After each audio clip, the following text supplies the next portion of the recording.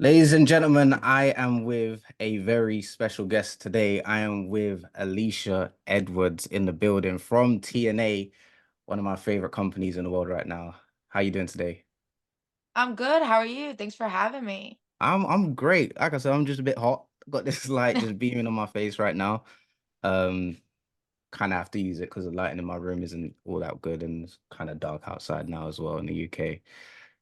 But yeah, is it nice where you are? It Weather is. It's good? beautiful. Yes. A little bit of a cold front, but I mean, it's still springtime here in Boston, so pretty nice. Oh, you're in Boston.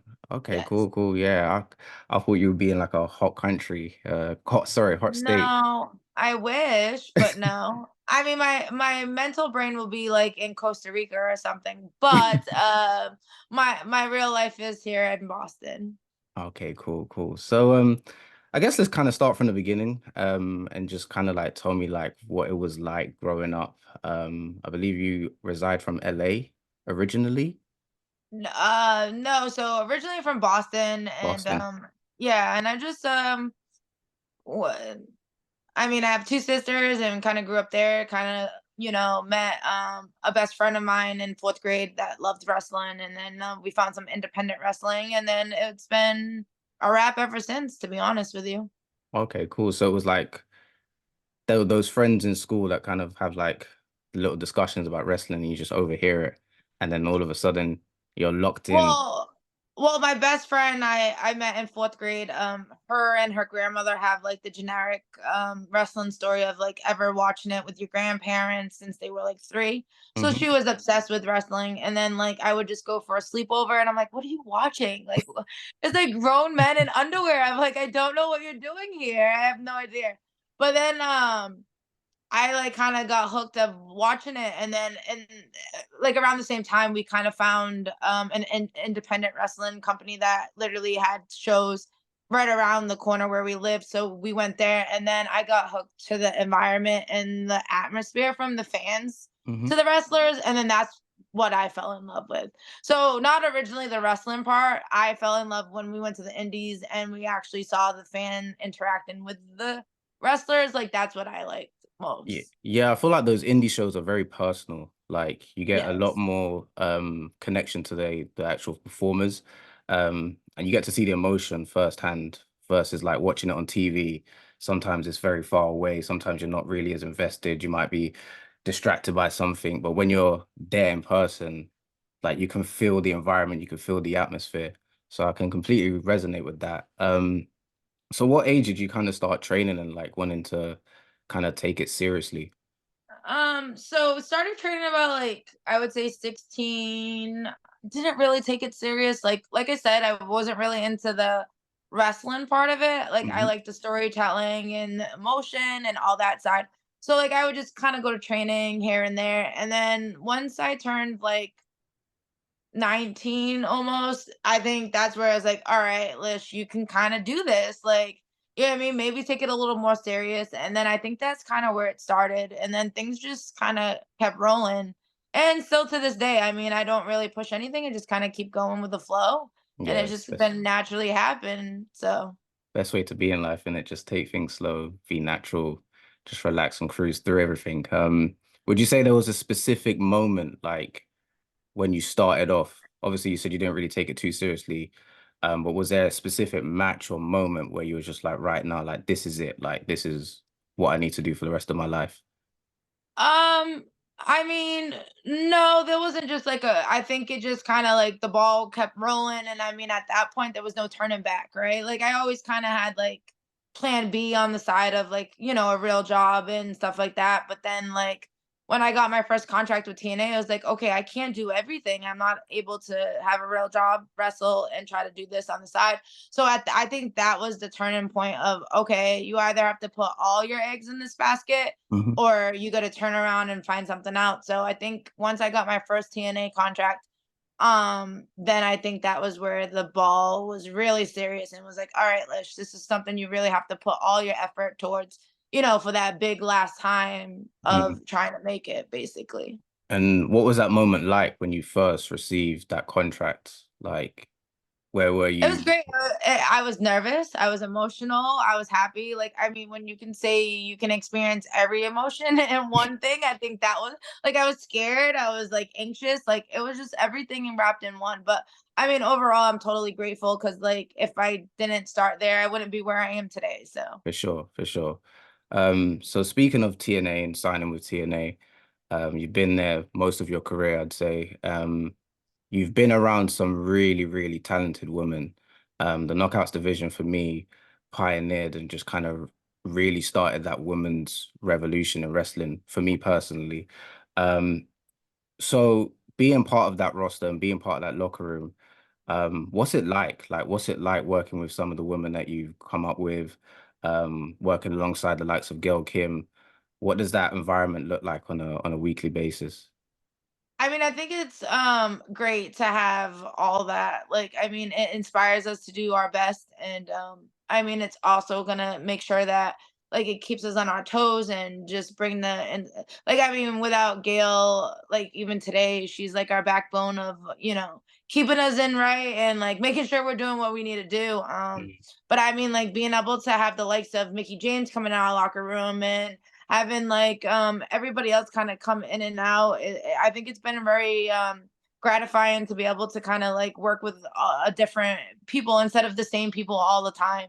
mm, I think like we're all similar as in like what we want, the company, we want the company to do great and we want to have killer matches.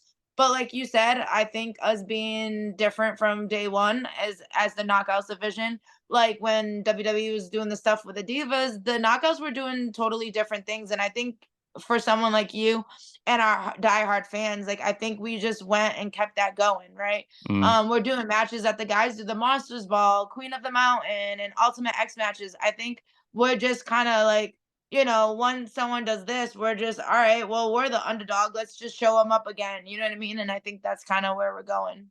I feel like every time I used to watch like the knockouts, and even now, there's that sense of like you said, once you see something, it's like, okay, cool, yeah, that was cool, but we can also do it and we can do it at a high standard.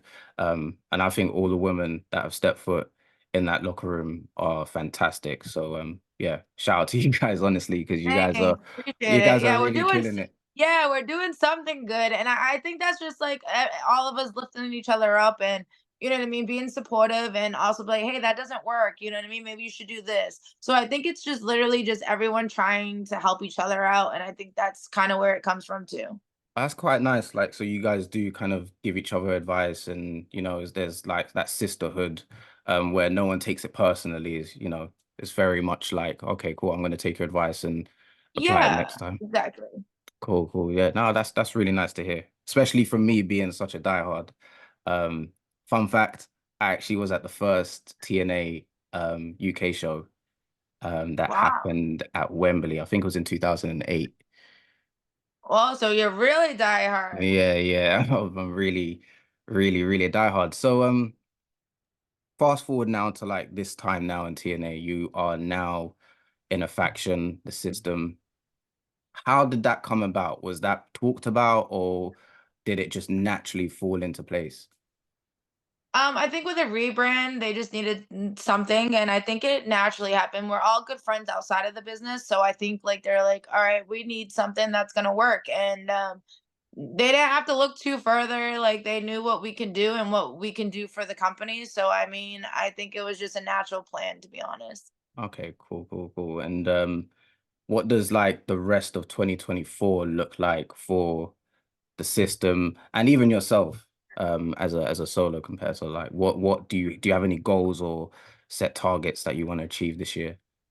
I mean, I would definitely love to get some gold in around my waist this year. I just want the system to be able to dominate and be the best faction in TNA history, and that's what I'm gonna do. So whatever I need to do, whoever I need to go through, like that's what we're gonna do. Yeah, surrounded by some great people as well. Some fantastic superstars, of course, the TNA World Champion himself, Moose. What's that like working alongside him as well? Moose. Yeah, Well, yeah. So we're really good friends outside of work and inside of work. So I mean, he drives me crazy, but I love him daily. And he's our world champ. So I mean, we're doing something right. yeah. So Nah, good to hear. Good to hear.